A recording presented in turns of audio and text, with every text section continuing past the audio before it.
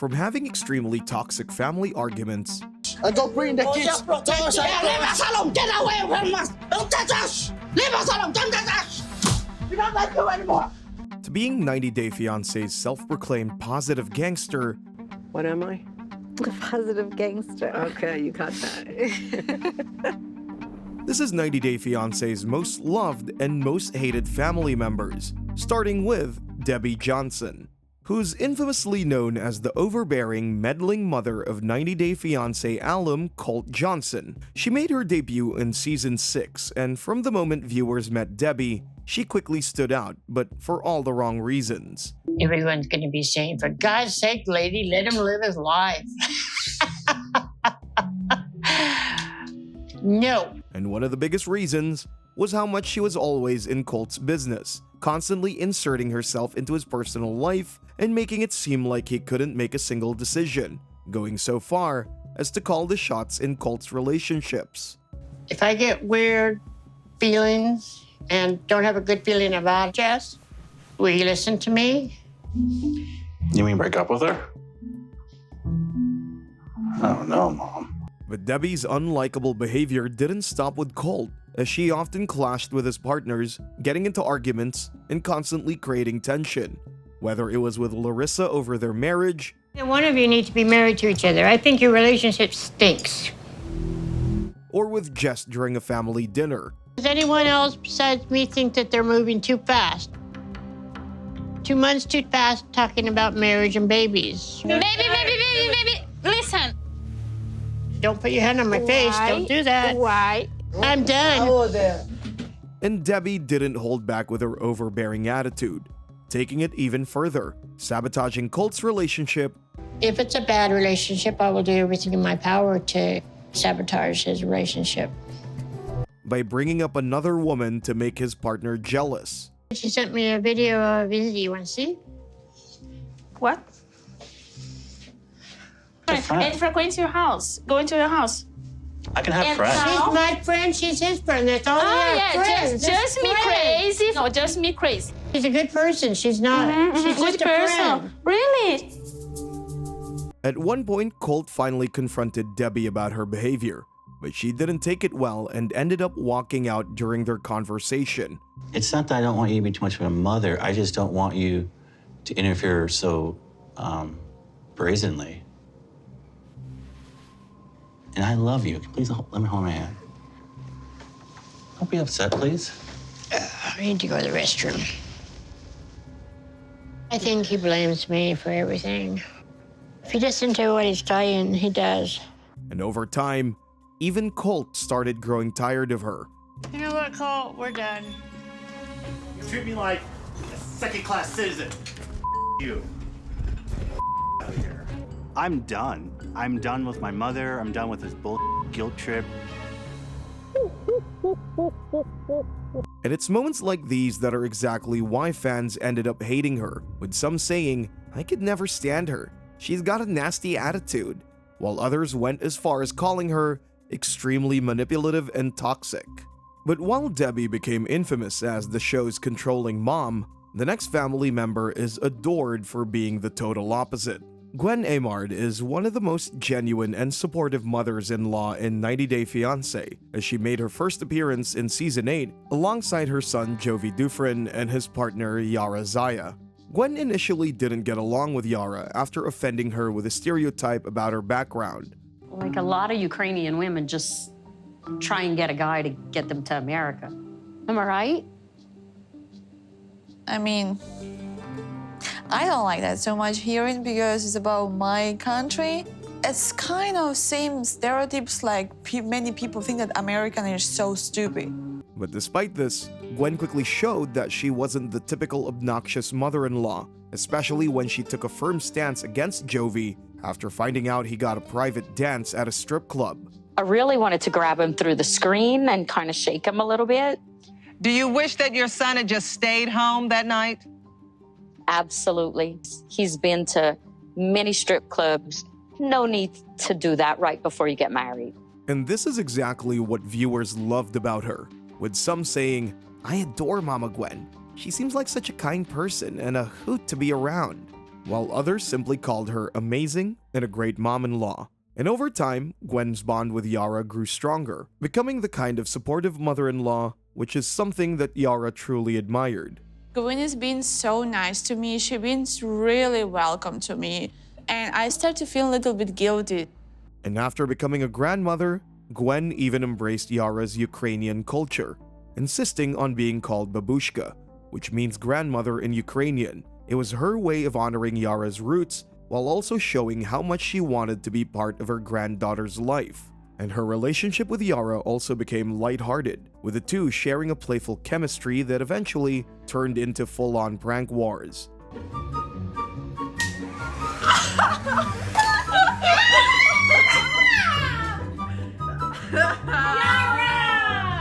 How's it coming, Yara? This is funny for you. It's freaking hilarious. Look how pretty. Where should they go like this? But Gwen's lovable energy and compassion didn't just stop on screen. She also led GoFundMe efforts after Hurricane Ida, raising over $16,000 and helping community members rebuild.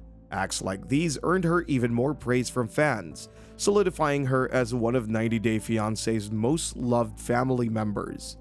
But while Gwen left a positive mark on viewers, the next family member gained a reputation for her ridiculous demands from her son. Aswelu's mom, Lesina, was first introduced in Season 5 of Happily Ever After, appearing alongside Aswelu and Kalani. Even if he marry a American woman, the only thing I don't want my wife to see us. At first, Lesina seemed to give off a good impression, even showing support for Aswelu's marriage to Kalani. That's I pray God every day, please give love to my children, give love to my children, take care of the kids, take care of the kids. But it didn't take long for her true colors to show, as she began demanding large amounts of money from Aswelu, despite him already struggling to provide for his own wife and kids. But Swen, What? I need money. How much money you think we? You have the 1,000 for me? No, I only have 500. She want 1,000. And as her demands grew, Lesina made it clear where her priorities were, even going as far as saying she didn't care about her grandchildren. I don't care about the kids. I want to take back my son to Samoa to do his duty as before. And as the tension with Kalani grew, Lesina took things even further by suggesting that Kalani should divorce Aswelu so he could go back to Samoa and keep supporting his family there, leading to a confrontation where Aswelu asked his mom to apologize to Kalani, but she silently refused. And I want you to fully apologize to Kalani. What do you say? And fans were quick to call her out, with some saying, Aswelu's mom is just a crazy, horrible, greedy person, and others even describing her as dysfunctional and evil who doesn't care about anyone but herself and money. But things didn't end there. During a Christmas visit, the conflict reached a boiling point as Lesina continued to show disrespect towards Kalani. What was supposed to be a family celebration quickly turned into one of their most intense arguments yet. Lesina's constant demands, her lack of concern for her grandchildren, and her repeated attempts to drive a wedge between Aswelu and Kalani cemented her reputation as one of the worst family members to ever appear on the show. But while Lesina became known as one of the show's most toxic moms, the next family member earned love from viewers for being what she proudly calls a positive gangster. Janice Weinberg is the mother of Ariella, who appeared in Season 2 of The Other Way, and her warm, caring nature quickly made her a standout figure among 90 Day Fiancé viewers, especially for her optimistic attitude. Positive thoughts, okay? What am I? A positive gangster. Okay, you got that. But aside from her well-known positivity, Janice continued to be a great mother throughout her appearances, especially when she traveled all the way to Ethiopia with Ariella. She showed real concern for her daughter's well-being, from checking out the local hospital where Ariella would give birth to showing real concern about whether her daughter's living situation with Biniam was safe and comfortable.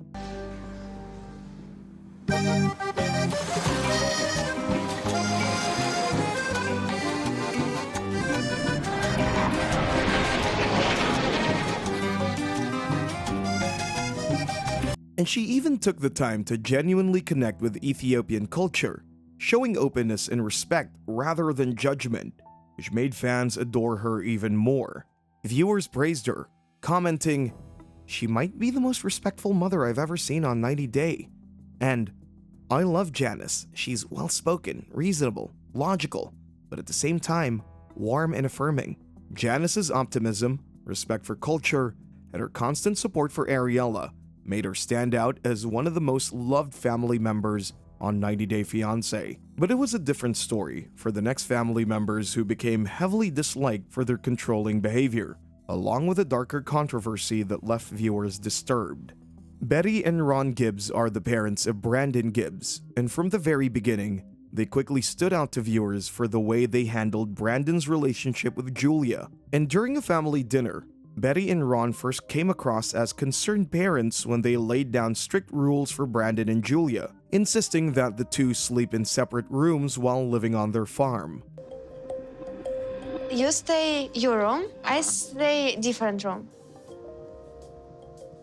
What do you think about I don't like it. But the conversation quickly shifted when they brought up Brandon and Julia's plans for children, and Betty took it a step further by pressuring Julia to go on birth control, which left her visibly uncomfortable. Let's try and make sure you find a way to prevent that. With me maybe to my doctor and talk about options. I had no idea Mom was going to do this. It was totally unexpected. And things escalated even further when Betty and Ron actually booked a gynecologist appointment for Julia without her knowledge. Fiancé is coming into town. One of the things that we're concerned about is she has not been on any form of birth control. And they really are not planning on starting a family just yet. It was a boundary that many fans immediately saw as intrusive, with some calling it out, saying, "Shouldn't this be a conversation between the couple and not the mom getting involved?" While another joked, "She needs to be on the phone with a therapist."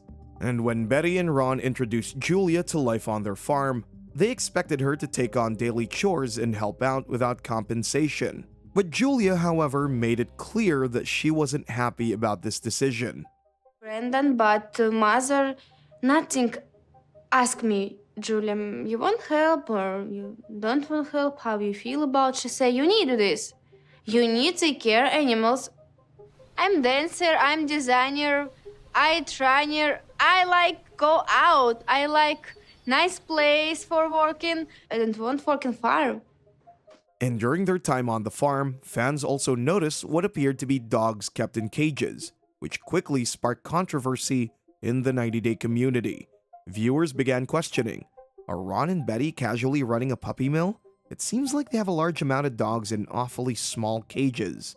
And others were quick to agree, with one saying, absolutely, that's your typical backyard breeder who had a litter and figured out they can pump out puppies for money. And some fans were even more disturbed, commenting, seeing those dogs penned up in cages was horrific. And when fans discovered the website tied to their alleged puppy mill, they immediately flooded it with one-star reviews and negative comments, accusing them of how the animals were being badly treated. But even though these were just speculations, it didn't take away from how intrusive Betty and Ron continued to be, especially when Brandon finally told them he was moving out, which they did not take well. I mean, you don't have the money for an apartment. Don't you want a nice wedding and to do things, to buy a house? Don't do it wrong. Do it right. It's not my decision. It's not. It is your decision. You're the man of the family. With her constant interference in Brandon and Julia's relationship, the controversy surrounding their farm, and their overall behavior, Betty and Ron Gibbs ended up cementing their place as one of the most disliked family members in 90 Day Fiancé history. But while Betty and Ron became infamous for their controversy, the next family members won over fans for their genuine care. Jihoon and Devin had their own share of drama on screen, but Jihoon's parents, Jung and Hongju, on the other hand, stood out for their calm and grounded nature, setting them apart from the typical chaos of the show, especially when they met Devon for the second time while she was pregnant. But although they were initially freaked out when they saw her pregnant, it didn't take long for his parents to be supportive of them as a couple. Despite this, Devon was still skeptical about how Ji-hoon's parents would view her, unsure if they would fully approve of their marriage or accept her as part of the family. 엄마 아빠 결혼 승낙하는 거지?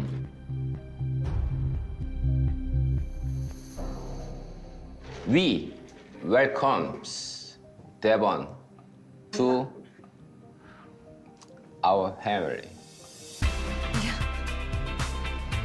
We had a good time with you. And over time, the couple faced constant drama, but Ji-hoon's parents always showed concern, especially his father, who displayed genuine care for Devon and made an effort to communicate despite the language barriers. He even apologized on Ji-hoon's behalf for his irresponsibility.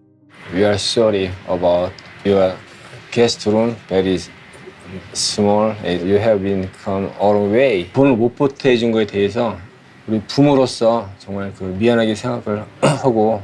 With parents like Jung and Hongju, fans were quick to praise them, simply commenting things like, "Ji-hoon's parents are so very kind," and "Ji-hoon's dad is a sweet person."